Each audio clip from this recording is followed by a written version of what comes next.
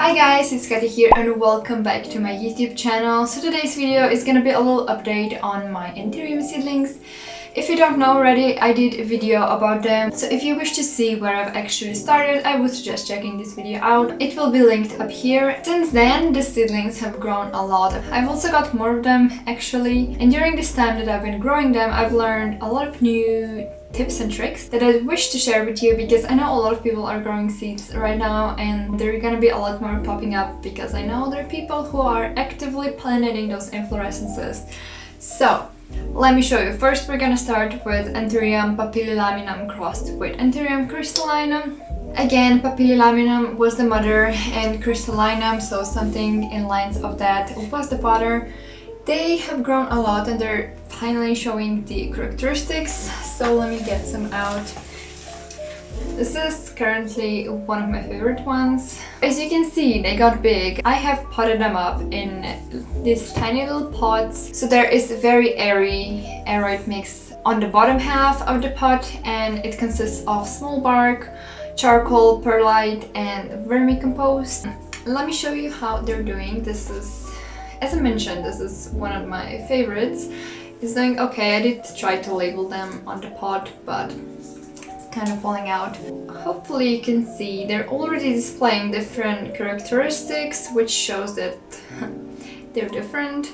Just already exciting to see, even though they're this small. So they have grown. So generally speaking, they're on the third leaves right now, and you can see they grow exponentially. This is the one that's working on its fourth leaf. Hope you're gonna be able to see. And I've actually pulled two out. I will show you the video. And they have started rooting into the aeroid mix, which is awesome to see because I was worried that they weren't doing well. There are a few who I still struggle with. They were the weaker ones. It's normal, it happens with seedlings. Don't beat yourself up too much. One rotted away, my bad, and I have a guy who I believe I have sniped the top part of it off. It doesn't look too optimistic. We're gonna see if it's gonna leave. Then I have two who have constantly yellow leaves. I'm not sure why exactly is that happening, because when the new leaf grows it will be fine, but when it starts to push out new leaf it kind of turns like that. And I don't know, I checked the roots and they're fine, so I have no idea what's the issue here. So a little information about them. I keep them on my heating mat. So I have germinated seeds, I have grown seedlings on my heating mat, and they're all doing fantastic. I know there are a lot of people who don't suggest using heating mat.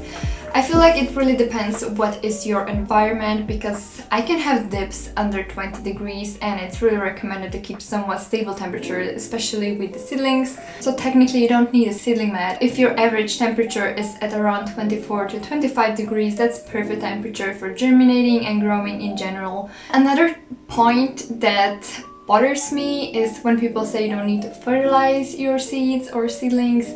Seeds you don't need to fertilize are necessary because they have enough of nutrients stored in the seeds so they can push out a leaf or two or three, and from that point on they will rely on outside sources to gain those nutrients, especially nitrogen. This is the nutrient that's most used, especially when plants are growing. So I would suggest fertilizing them. I have been actually fertilizing them ever since the start, because I do have, this is my spray bottle. As you can see, it's 2 liter, and I do put liquid gold leaf inside. Not sponsored. I do, however, do it very diluted. So I've kind of used the concentration that's used for foliar feeding, and even that has been diluted down. So they have been getting stable nutrients and they've continued to grow very well, because I've seen with some people who received the same seedlings and they're staying relatively small compared to mine. So I would suggest trying the fertilizer, just dilute it down a lot. Another thing I'd mention is I have moved them away from the light because I did spot some bleaching on the leaves. However, I have spoken with some people and apparently the seedlings kind of do look more chlorotic, even though they're not necessarily chlorotic.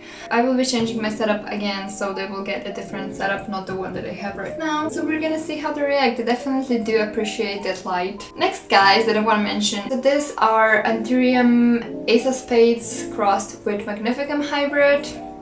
I received this as my birthday present from my friend Laura, thank you very much.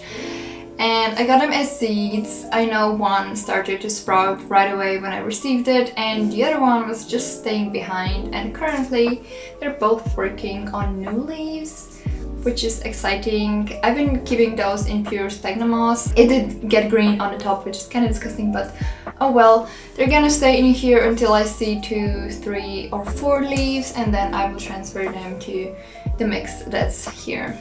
So the last ones are actually my Antherium Crystalline seeds.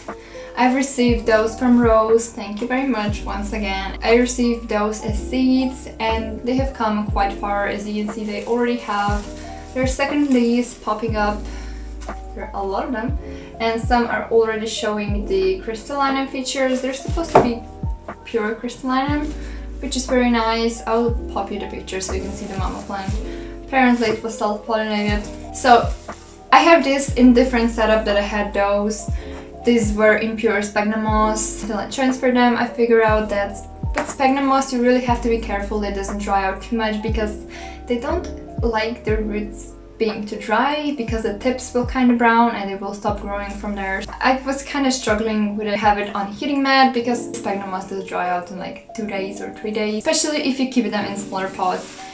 But here I tried a method from Sneepy Whippy. So basically what you do, you put perlite on the bottom, and then you put sphagnum moss on top, and on top you kind of lay the seeds down. And I gotta tell you guys, I love it because this thing is staying perfectly moist, and I think I've only watered it 3 or 4 times. Like, I really don't water it because the perlite holds onto a lot of water and it will slowly release it to the sphagnum moss will release it to the roots. So it's perfect, it works really well. There is supposed to be Anthurium seed hiding somewhere in there. I knew that it was growing a root, but the new shoot is kinda deformed, so we're gonna see if it makes it. But yeah, I would recommend this method very much, especially if you're worried about over or underwatering your seedlings. It's a really good method. An update you didn't ask for, but you're gonna receive. Remember my Friday bulbs? So here they are now. These were the smaller ones. I do have 2 more. They are growing and I had pretty nice roots, so I did transfer them to... I did transfer them to mix. I think this is it for this video. I hope it will be helpful to any of you who are growing seeds or are looking into growing some. This is just my personal experience. Again, I'm no professional. This is my first time doing it. As I mentioned, I did lose some seeds and seedlings. It's normal, it happens, it's part of the hobby. So if you enjoyed this video, please give it a like and subscribe if you're not already. And I guess I will see you next time. Bye!